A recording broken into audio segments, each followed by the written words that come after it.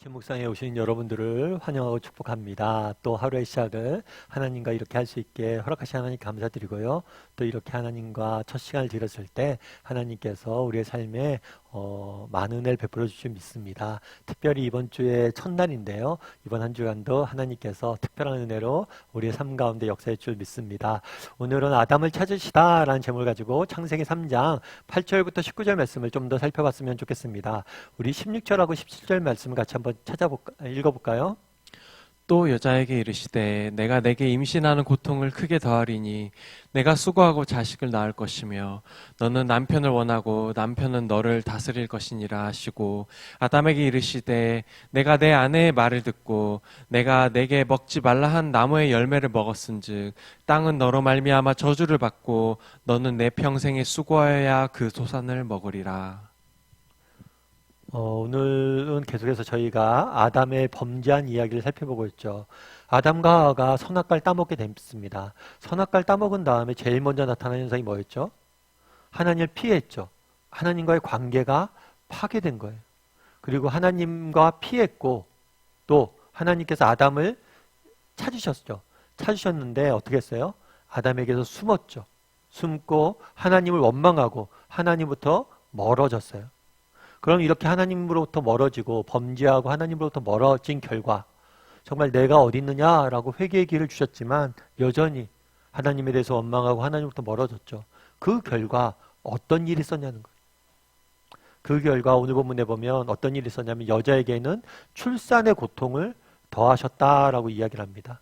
그 다음에 여자에게는 또 뭘 더하셨어요? 출산의 고통을 더하셨고 남자의 사랑을 구하지만 남편이 너를 다스릴 것이다.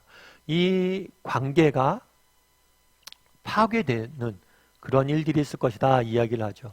그리고 또 한 가지 뭘 이야기해요? 남자에게는 노동의 그런 짐이 커질 것이다 라고 이야기를 합니다. 사실 오늘 본문에 보면 이 출산과 이 노동은 원래 하나님이 주신 뭐였어요? 축복이었어, 축복. 관계, 출산, 노동은 하나님이 주신 세 가지 축복이에요.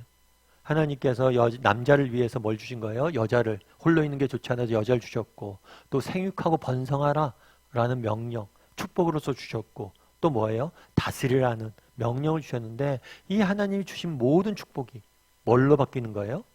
이 모든 축복이 고통으로 바뀐 거예요. 이 죄의 결과가 그런 거예요. 하나님께서 우리에게 정말 축복을 주셨던 것들이 다 뭘로 바뀐 거예요? 고통의 원인으로 바뀐 거죠.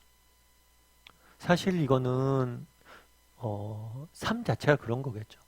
불교에서는 삶에 대해서, 인생에 대해서 뭐라고 가르칩니까? 인생은 고해다, 고통의 바다다 라고 이야기를 해요. 사실 살아있다는 것 자체, 이것이 얼마나 큰 축복이에요. 하나님이 우리에게 축복을 이걸 주셨어요.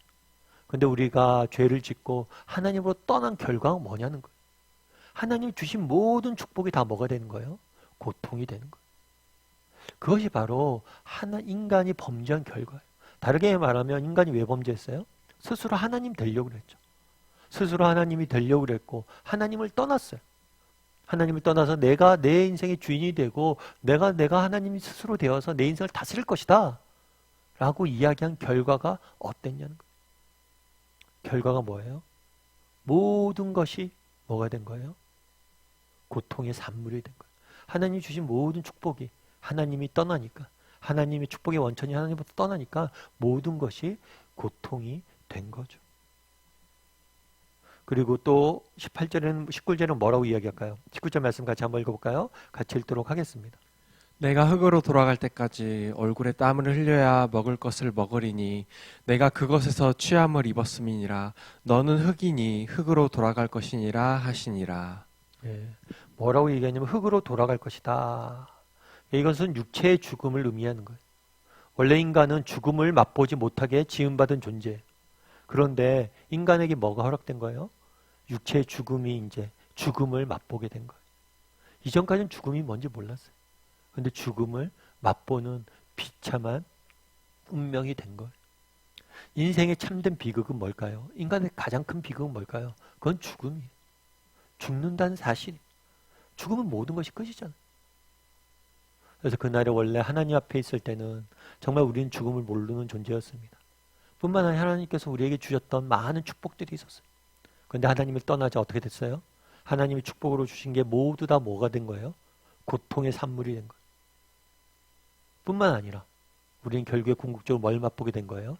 육체의 죽음을 맛보게 된 거죠. 하지만 우리가 한 가지 기억할 것이 있어요. 그건 뭐냐면 이 고통, 그날에 하나님께서 이 고통을 허락하셨어요. 그런데 이 고통은 하나님이 우리에게 주신 형벌이지만 동시에 은혜의 산물이란 거예요. 왜 그날 하나님께서 이런 고통들을 허락하셨을까요? 목사님, 하나님 우리 사랑하시잖아요. 그러면 왜 이런 것들을 허락하세요? 라고 질문할 수 있죠. 그런데 하나님께서 이것들을 허락하신 이유는 뭘까요? 이 허락하신 이유는 이걸 통해서 다시 뭘 하길 원하신 거예요? 하나님 앞에 돌아오길 원하시는 거예요. 여러분, 우리는 육체의 죽음을 경험을 합니다. 하지만 이 육체의 죽음은 뭐예요? 영원한 죽음에 대한 그림자의 일뿐이에요. 이 육체의 죽음을 통해서 우리는 언젠가 정말 우리가 직면하게 될 영원한 죽음을 보는 거예요. 이 육체의 죽음을 경험하게 함으로 하나님은 뭘 하시는 거예요? 다시 한번 우리에게 돌아올 기회를 주시는 거예요. 정말 이 땅에서 우리가 여러 가지 고통을 경험하게 하심으로 뭘 하신 거예요? 정말 너희가 하나님과 나와 함께 있을 때 맛보지 못했던 것들을 나를 떠나서 니네가 스스로 하나님이 되었을 때 맛보지 않느냐? 그걸 깨닫고 뭘 하라는 거예요? 돌아오라는 거예요. 그래서 고통은 사실은 하나님 주신 형벌이지만 동시에 뭐예요? 은혜의 방편이에요. 이 고통을 통해서 우리는 뭘 하는 거예요? 다시 하나님께 돌아가게 되는 거예요. 그리고 우리가 하나님 앞에 돌아갔을 때 뭘 하는 거예요? 하나님께서 우리를 회복시키시고 또 우리에게 정말 하나님께서 약속하셨던 그 은혜와 축복들을 맛보게 하시는 거예요. 여전히 오늘도 마찬가지예요. 이 땅을 살다 보면 우리는 여러 가지 고통들과 정말 아픔들과 상처를 받을 때가 있습니다. 그럴 때마다 기억할 게 있어요. 정말 이 고통 중에서 무엇을 할 수 있어야 돼요? 하나님 앞에 돌아갈 수 있어야 돼요. 이 고통 가운데 하나님을 찾을 수 있어야 돼요. 그랬을 때 하나님께서 우리에게 응답하시고 우리 가운데 일하시고 정말 우리를 통해서 정말 놀라운 은혜를 베푸실 거예요. 그래서 하나님께서 고통을 우리의 삶 가운데 허락하시는 거예요. 정말 이 고통을 통해서 하나님을 찾고 하나님을 통해서 더 큰 은혜를 맛보게 하시기 위해서. 제가 이제 최근에 어떤 집사님과 이제 신방을 하는데 집사님이 그런 얘기를 하더라고요. 이 집사님께서 관절이 안 좋아요. 관절이 안 좋아서 수술을 받으셔야 돼요. 근데 관절이 안 좋아서 수술 받는데 뭐 쉬운 수술은 아니고 그러니까 얼마나 염려가 돼요. 걱정이 돼요. 사실 우리는 잘 몰라요. 여러분들 정말 큰 수술 받을 때 큰 수술을 받았던 분들이 항상 하는 얘기했어요. 목사님 수술실이 왜 그렇게 추운지 모르겠다. 정말 수술실은 춥고 외로워요. 정말 아무도 없어요. 그만큼 고통스러운 것이 바로 정말 그런 수술을 받는 거겠죠. 그래서 수술 들어가면 정말 하느님밖에 없구나 이런 생각이 든대요. 그래서 이런 큰 수술 앞두고 너무 마음도 그렇잖아요. 우리가 예수님 믿지만 마음이 흔들릴 때도 있고 힘들 때도 있고 어려울 때도 있죠. 그런데 그 수술 날짜를 기다리고 있는데 자녀가 좀 뭐 건강이 안 좋았어요. 자녀가 외국에 유학을 하고 있었는데 유학을 마치고 직장을 다니고 있었는데 건강이 굉장히 안 좋았어요. 그래서 병가를 내리고 국내에 들어와서 쉬고 있었어요. 석 달 정도. 그래서 자녀가 아파서 와서 쉬니까 자녀 돌보고 또 자녀에 관심을 갖느라고 그 얘기를 하시더라고요. 제가 처음에 수술 날짜 받아놓고 염려가 많았는데 자녀가 이렇게 아프고 그러니까 자녀에게 신경 쓰느라고 나 아픈 거는 다 잊고 살았다고. 참 그 얘기가 맞죠. 우리 부모님들 그렇게 키웠잖아요. 정말 부모님들이 아플 때가 있죠. 그런데 자녀가 아프잖아요. 그럼 부모가 아픈 거 다 잊어요. 힘이 나죠. 그게 부모잖아요. 우리에게는 하나님이 계시잖아요. 성경은 하나님 뭐라고 해요? 아버지라고 이야기하죠. 정말 우리의 아픔을 더 아파하시고 더 관심 가져주시고 더 슬퍼하신 분이 계시잖아요. 고통 중에 있을 때 정말 하나님을 찾을 수 있는 사람들이 되었으면 좋겠어요. 그러면 하나님께서 우리에게 더 큰 은혜를 베푸시고 우리를 회복하실 거예요. 그날에 아담이 범죄했습니다. 하나님께서 그 삶 가운데 아담과 이 땅의 삶 가운데 고통을 허락하셨어요. 하지만 이 고통을 허락하신 이유가 무엇인지 기억해야 돼요.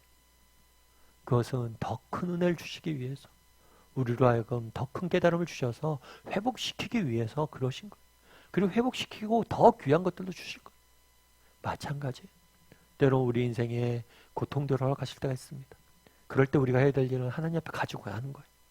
그럼 하나님께서 우리를 회복시키시고 더 큰 은혜를 주실 겁니다. 그런 믿음을 가지고 하루하루 살아갈 줄 아는 저와 여러분이 되기를 주님의 이름으로 소원합니다.